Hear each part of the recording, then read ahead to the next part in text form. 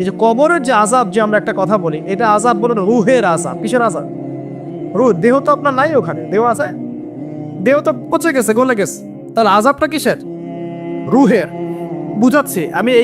এই পড়াশোনাটা করেছি ইমাম গাজ্জালী রাহিমাহুল্লাহর বই থেকে। এত গভীর মানে লেখা, মানে ধরতে গেলেও মনে হয় যে একটা লাইন 10 বার পড়তে হচ্ছে। একটা এক্সাম্পল দিয়ে তিনি বোঝাচ্ছেন, এভাবে তিনি বলছেন এটা একটা উদাহরণ মাত্র, এটাই প্রকৃত ব্যাখ্যা না, একটা উদাহরণ মাত্র।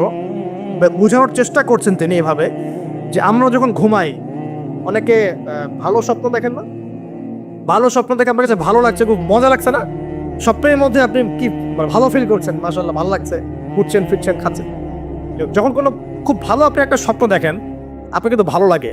আপনি স্বপ্নে ঘুমন্ত অবস্থাতেই আপনি স্বপ্নে বাস্তবের ফিলিংস পাচ্ছেন, এমন হয় না?